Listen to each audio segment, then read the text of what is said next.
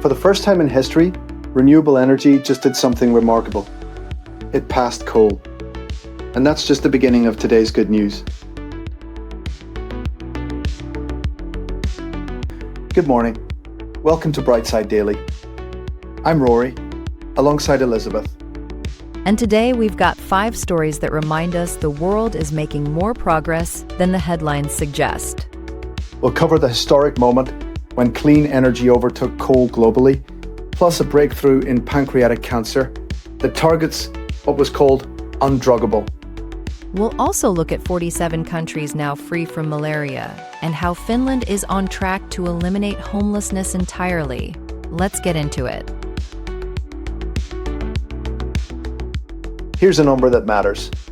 33.8%. That's the share of global electricity now coming from renewable sources. And for the first time ever, that's more than coal. According to analysis from Carbon Brief, clean energy didn't just grow in 2025. It met 100% of the increase in global electricity demand. Every knew what we needed. Renewables provided it. Fossil fuel generation didn't grow at all. Solar led the charge. Generation rose by nearly 30% in a single year. Think about that. In 12 months, solar output jumped by almost a third. This is the kind of acceleration that changes energy systems. Now, coal has dominated global power since the Industrial Revolution. Displacing it isn't just symbolic. It proves that economic growth and fossil fuel use can be decoupled. Countries can develop without locking themselves into carbon-intensive infrastructure. Some caveats matter. This is electricity only, not total energy use. Transport and heating still rely heavily on oil and gas. And coal hasn't disappeared, it's just been overtaken.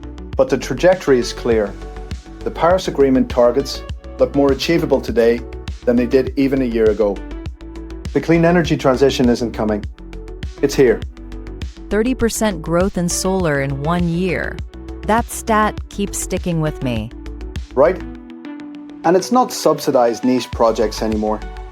Solar is now the cheapest option in most markets, purely on economics. Which brings us to a story about a disease that's been one of oncology's toughest challenges, and a drug that just changed the equation. Pancreatic cancer has a reputation in medicine. It's aggressive, it's often diagnosed late, and until now, it's been remarkably resistant to treatment. The 5-year survival rate? Just 12%. But Revolution Medicines just announced results from their phase 3 trial of a drug called daraxonrasib, and the numbers are stunning. The drug doubled survival time for patients with metastatic pancreatic cancer. Here's why this matters beyond the numbers. Pancreatic cancers almost always carry something called a KRAS mutation. About 95% of them do. And for decades, KRAS was considered undruggable. The protein's surface was too smooth for drugs to grab onto. Pharma companies tried and failed for years. Daraxonrasib found a way. It targets a specific KRAS mutation called G12C and switches off the cancer-driving signal. This isn't just a win for pancreatic cancer. Other cancers, including some lung and colorectal cancers, also have KRAS mutations. The same approach might work there too. Caveats apply. The drug only works for the G12C mutation, which is a subset of cases. Side effects need long-term monitoring. And breakthrough cancer drugs often cost over $100,000 a year, raising serious access questions. But for a disease that's taken so many lives with so few treatment options, doubling survival time is genuinely historic. I didn't realize KRAS was in 95% of pancreatic cancers. That's almost universal. Nearly every case, which is why cracking this target could be so transformative. One drug, huge potential reach. Speaking of diseases that have affected huge populations, the WHO just announced something remarkable about malaria. Malaria has killed more humans than any other disease in history. At its peak in the 20th century, it took millions of lives every year. But this week, the WHO announced that 47 countries have now been certified malaria-free. 5 countries reached this milestone in just the past 2 years.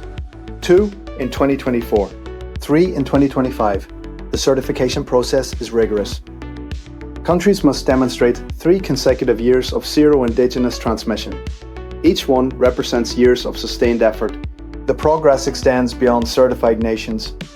In the greater Mekong sub-region, malaria cases have fallen by nearly 90%, despite major challenges with drug resistance. New tools and interventions saved an estimated 1 million lives from malaria last year alone. This matters because it proves elimination is achievable even in resource-limited settings. The combination of bed nets, insecticide spraying, better diagnostics, and new treatments works when deployed systematically. Now, over 600,000 people still die from malaria annually, mostly children under 5 in sub-Saharan Africa. Climate change threatens to expand mosquito habitats, and drug resistance keeps evolving. The work isn't finished, but the list of malaria-free countries keeps growing, and that's worth celebrating. 1 million lives saved in a single year from new tools alone. Remarkable, isn't it? Decades of research and public health investment paying off at scale. From global health to a very personal kind of restoration, Finland is showing the world how to solve a problem many thought was unsolvable.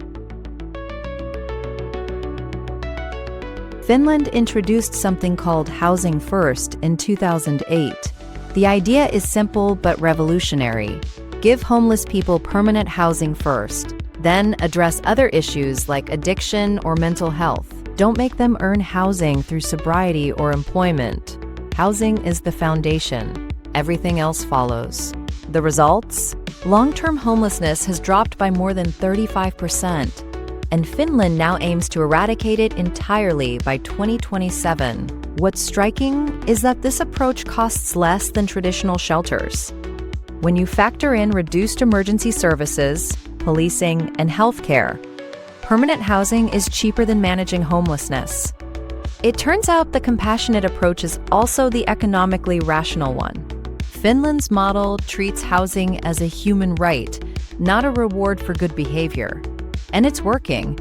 The country is on track to become one of the first to effectively eliminate long-term homelessness. Replicating this elsewhere won't be simple. Finland's social welfare infrastructure and relatively small homeless population create favorable conditions. And Housing First works best for chronic homelessness, less so for transitional cases.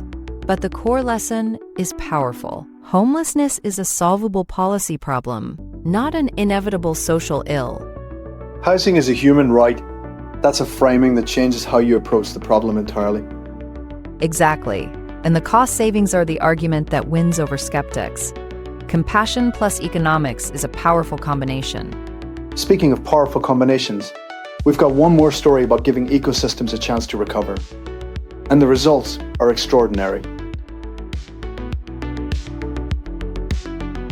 The Saiga antelope is one of the world's most distinctive animals. Those curved horns, that unusual snout. 2 decades ago, they were nearly gone. Fewer than 50,000 remained in Kazakhstan. Today, over 4 million. That's an 80-fold increase from the brink of extinction to a thriving population. The Saiga recovery is one of many successes documented by the Global Rewilding Alliance this year.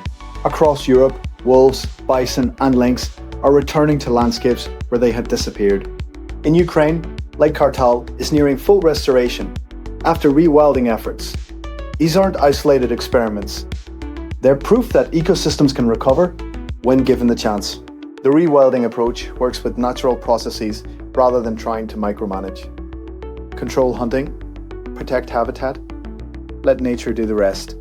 The Saiga story shows how quickly wildlife can rebound.